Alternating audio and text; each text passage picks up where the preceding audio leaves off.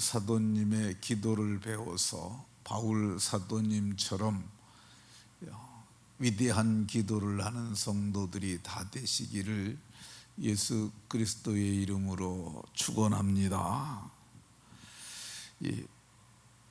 바울 사도님을 우리가 만날 수 있다면은 대단한 사건 아니겠습니까? 그분과 만나서 그분이 기도해 주시는 기도를 받는다면 아마 평생 잊을 수 없는 사건일 것입니다. 그런데 그 기도가 여기에 있어요. 우리가 그 시대를 돌아가지 아니하더라도 그분께서 데살로니가 교회 성도들에게 편지하면서 한 기도가 여기에 있습니다. 데살로니가 교회는 바울 사도에게는 정말 사랑이 많은, 특별히 성경에서도 이 사모하는 교회라고 얘기를 하고 있습니다. 이게 사모한다는 말이 애틋하게 그리워한다는 표현이거든요. 왜 사도께서 애틋하게 그리워하느냐? 그 교회는 어린아기와 같은 교회를 두고 떠났기 때문에 그렇습니다. 사도행전 17장에 보면 데살로니가 교회가 처음 바울 사도님에 의해서 세워집니다. 그가 이제 빌립보에서 떠나서 데살로니가로 가는데 안식일에 회당에 들어가서 그분이 말씀을 전합니다. 그래서 회당에 가서 새 안식일에 말씀을 풀어서 너희가 기다리고 있던 메시아가 바로 하나님의 그리스도인 예수님이라고 이렇게 말을 합니다. 그래서 이 많은 사람들이 믿습니다. 유대인도 믿고 헬라인들도 헬라인 귀족들도 믿고, 그리고 그래서 큰 무리가 믿었다고 이렇게 성경이 기록을 해요. 그런데 유대인들이 바울 사도를 시기해서 그를 위해하려 하니까 그때 믿었던 성도들 몇 명이서 여기 있으면 위험해서 안 됩니다. 그래서 거기를 떠나갑니다. 그래서 거기를 떠나서 베레아로 가고, 그리고 아테네로 가고, 그리고 고린도까지 가게 됩니다. 근데 고린도 가서 디모데를 보내서 정황을 파악하고, 그리고 또 그들을 향한 마음이 있어서 믿음을 보충해 주기 위해서 오늘 이렇게 편지를 보냈는데, 이 편지 속에 그들을 향한 기도가 들어 있습니다. 기도의 내용이 11절에 보면 하나님 우리 아버지와 주 예수는 우리 길을 너희에게로 갈 수 있게 하시오며, 하나님께서 길을 열어주셔서 내가 저들을 만나고 저들에게 믿음을 보충해 주고 또 그리움을 나눌 수 있게 해달라고 기도합니다. 12절에서는 우리가 너희를 사랑한 것 같이 너희도 피차 사랑하고 모든 사람에 대한 사랑이 더욱 많아 넘치게 해달라고 기도하는 것 볼 수 있습니다. 이 기도가 아주 훌륭한 모범적인 기도라고 할 것입니다. 사도께서는 오늘 13절에 보면 너희 마음을 굳건하게 하시고 이렇게 말씀합니다. 하나님께서 데살로니가에게 성도들에게 은혜를 베푸시고 또 너희도 할 것이 있는데 마음을 굳건하게 하라고 말씀하고 있습니다. 믿음을 굳건하게 하라고 하지 아니하고 마음을 굳건하게 하라고 하는 것에 주목해야 합니다. 어떤 마음이냐? 하나님 믿는 마음, 하나님 말씀을 믿는 마음, 하나님을 사랑하는 마음, 형제를 사랑하는 마음, 이 모든 사람을 사랑하는 그 사랑의 마음이 넘치도록, 그리고 그 마음을 너희가 굳게 잡으라고 이렇게 말씀하고 있습니다. 근데 이렇게 마음을 굳건하게 하라는 표현을 바울 사도님만 하시는 것이 아니라 야고보 5장 8절에 보면 야고보 장로님도 너희도 길이 참고 마음을 굳건하게 하라 이렇게 말씀합니다.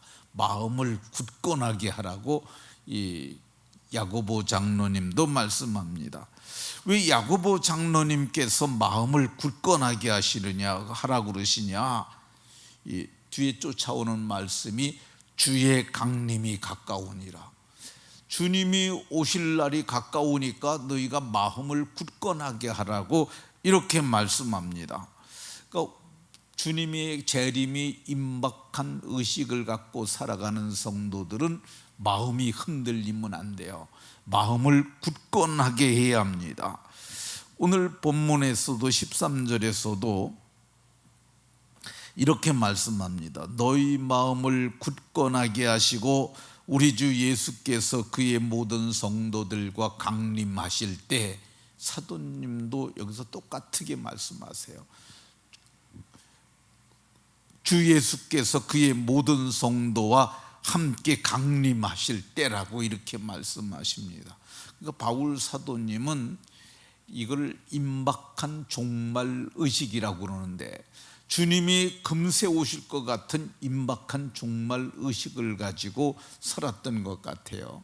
그러니까 내일 주님이 오실지도 모르니까 오늘 열심히 전도해야 되고, 내일 주님이 오실지도 모르니까 오늘을 바르게 살아야 한다는 임박한 종말 의식을 가지고 사셨고 편지하신 것을 볼 수가 있습니다. 이 당시와 오늘날과 비교를 한다면 종말의 징조가 그때가 많겠습니까? 오늘날이 많겠습니까? 오늘날이 많은 거죠.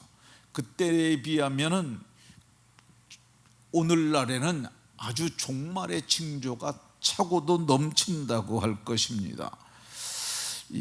저는 지금이 종말의 징조가 넘치는, 주님이 오실 날이 가까운 때니까 우리가 임박한 종말 의식을 가지고 살아야 한다, 그렇게 생각합니다.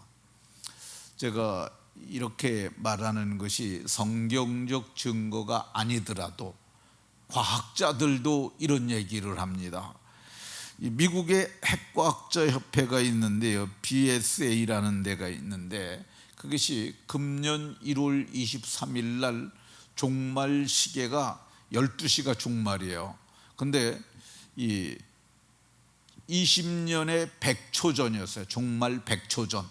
근데 10초를 땡겼어요. 그래서 지금 금년도부터는 종말 90초 전으로 그 사람들이 땡겼어요. 그 이유가 뭐냐면은 과학자들은 지금 우리가 가지고 있는 핵폭탄으로 말미암아서 지구가 멸망할 수 있다는 거죠.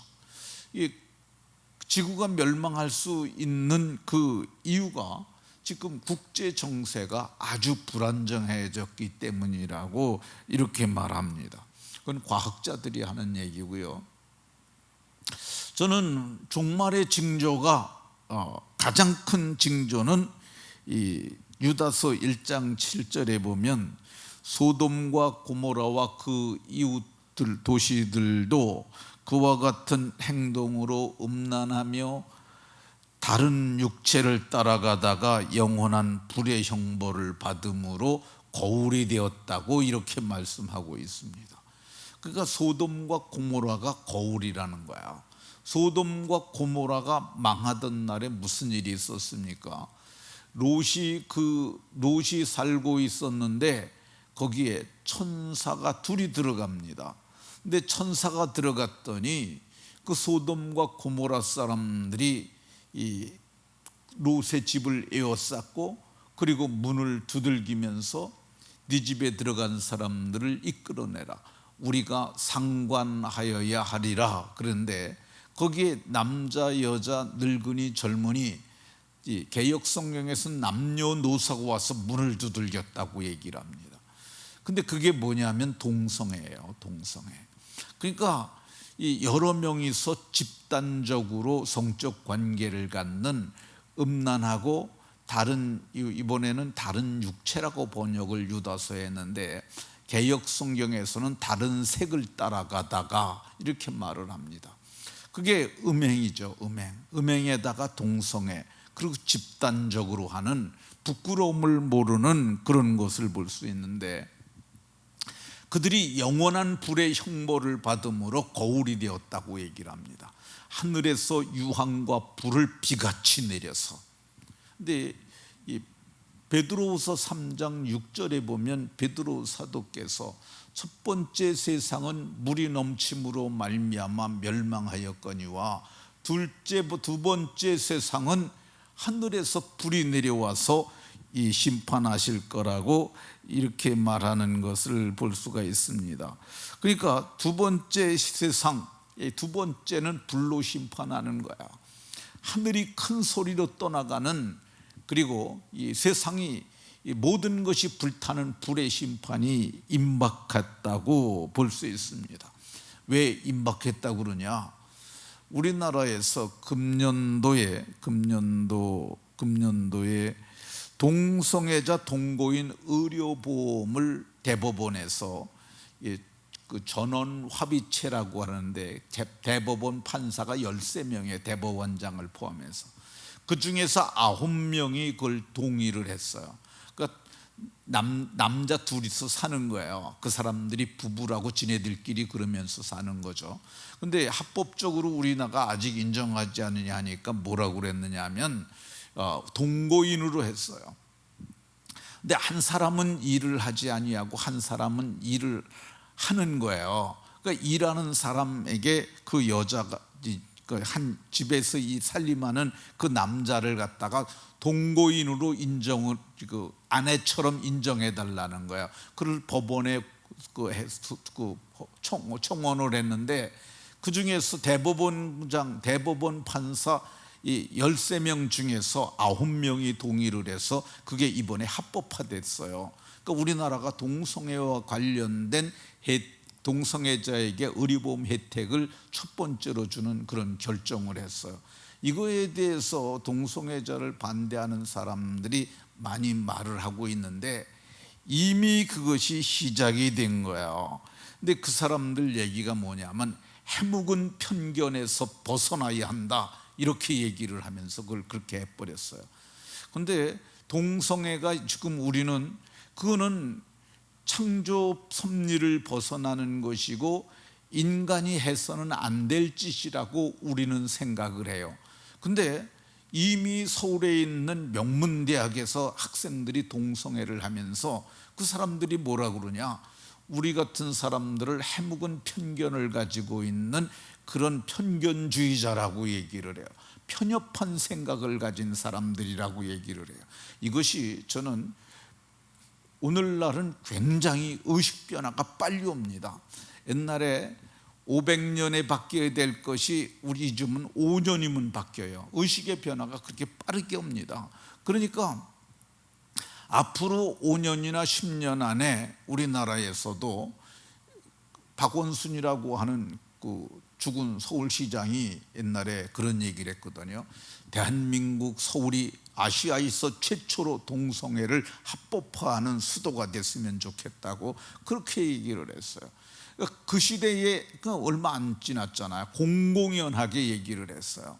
근데 차별금지법이라고 하는 그 법 속에다 그런 독소조항을 넣어갖고 차별하지 말자, 성차별하지 말자. 그게 내용이 뭐냐면 말로는 성차별하지 말자 그러는데 그게 뭐냐면 동성애자들도 차별하지 말자, 그게 그거예요. 그러니까 그렇게 그런 법에 넣어갖고 하게 되면은 이제 합법적으로 그 사람들이 부부가 되고 그 사람들이 또 입양을 해서 애들을 기르고 그렇게 하는 일이 반드시 일어날 겁니다. 그렇게 되면은 주께서 말씀하신 그때가 가까운 거 아니겠어요? 그게 거울이잖아요. 그래서 저는 저희 시대에 주님이 오실지도 모르겠다 그런 생각이 듭니다. 말씀을 마치도록 하겠습니다. 오늘 성경에서는 바울 사도께서는 주의 강림이 가까우니까 마음을 굳건하게 하라고 얘기를 합니다. 마음을 굳건하게 하고 말씀을 따라 살아가는 복된 성도들이 다 되시기를 예수 그리스도의 이름으로 축원합니다.